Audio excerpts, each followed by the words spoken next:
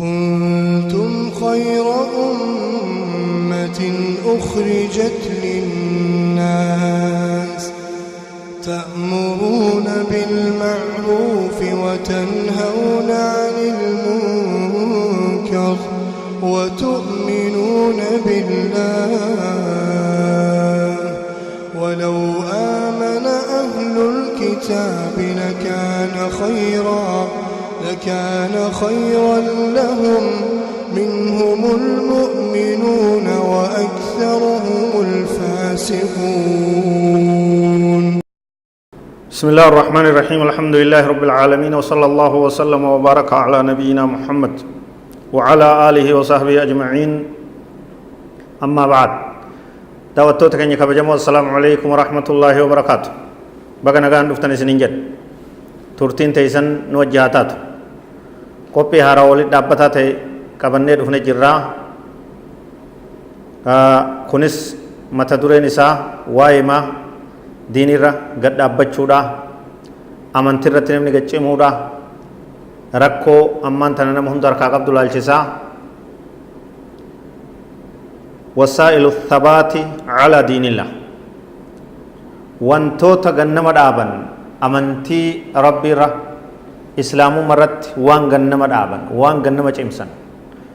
وان نمي دين را گرگلو گما گمن نمني فنچلو دين را afan faajjau mucucaachuu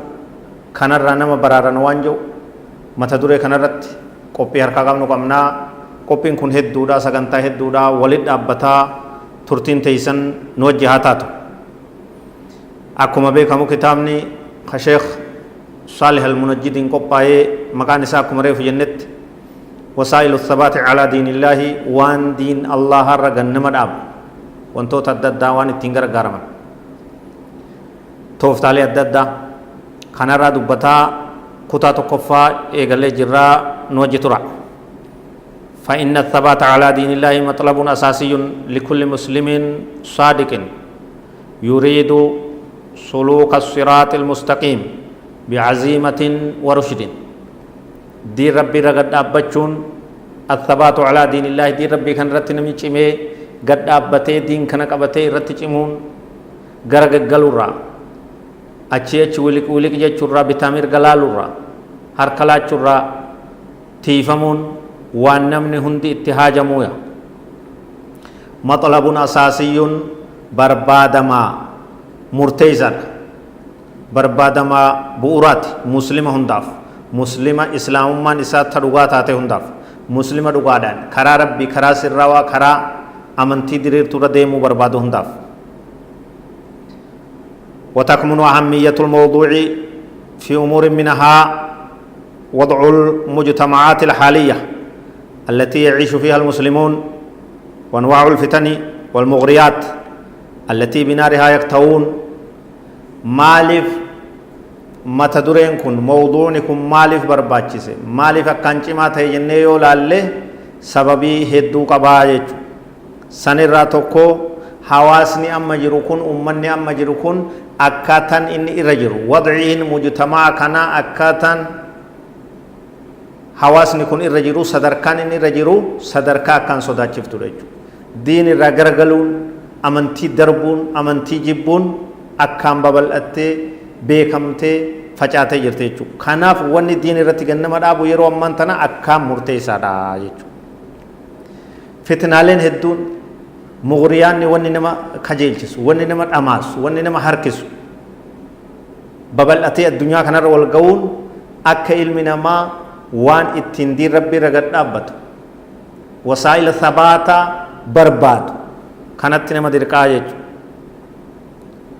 وأصناف الشهوات والشبهات التي بسببها أضحى الدين غريبا. قصتي واللبون فيتو قصتي بدي أدى تلبون فيتو فديدا fedhii namaa jala wanni deemu faca'ee addunyaa tanarra wal ga'uun shubahaan wanni diin namarratti wal fakkeessu dachii rabbii tanarra babal'atee wal ga'uun teekinooloojii wal qabatee mana hunda seenuun nama hunda biratti mutawaffira ta'uun argamuun akka wasaa'ila sabaataa barbaannu dirqama nurratti godha. فنال المتمسكون به مثلا عجيبا القابض على دينه كالقابض على الجمر. fakki nabiin keenya alayhi salatu wassalam yeroo dheertuu dura lafa kaayan san keessa jira namni diin isaa qabatee kalqaabidi ala aljamri akka nama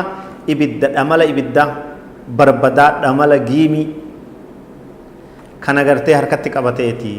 namni diin isaa jabeessee qabate rakkoo itti dhufa jechuudha diin irratti obsuun sadarkaa hamtu qabsoo hadhoytu barbaachifte jechuudha yeroo akkasii san keessa waan jirruuf rakkoon guddoon akkanaa muslima akka guutuu addunyaatti waan harkaa qabduuf tanaa fi tanaatu diin rabbii irra gannama dhaabaa waan jiru hundi namaa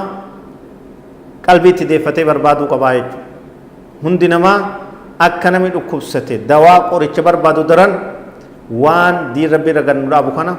barbaachuun nurraa barbaachisa tanaaf mata dureen kun filatamee jechuudha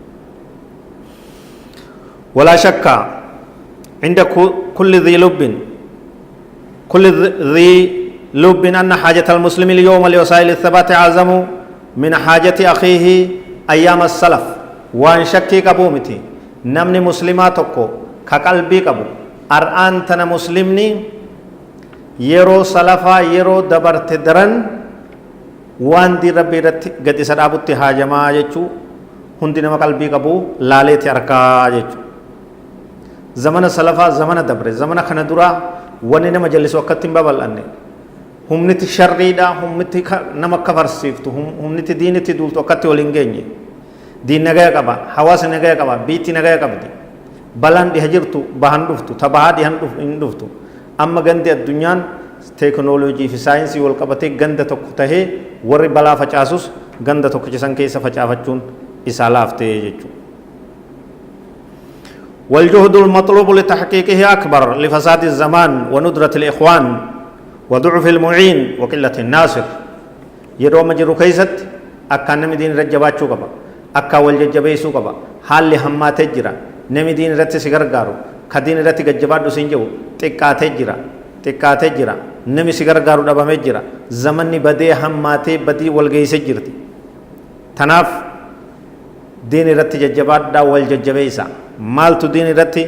gannama jajjabeessa waan jiru itti deemuudhaa jirra qaama qalbiidhaan nu hordofa rabbiin rahmata isaatiin warra diin rabbiin jaalate amantii gaarii tan irratti gad dhaabbatu ka sabaata argatu rabbiin nu haa taasisu diin irratti rabbi nu haa dhaabu jallinarraa kufrirraa garagalurraa diin shakkurraa dhamaa'urraa rabbi najaa nu haa baasu sagantaan keenya itti fufaan fagaatinaa هذا والله أعلم وصلى الله وسلم وبارك على نبينا محمد وعلى آله وصحبه أجمعين والسلام عليكم ورحمة الله وبركاته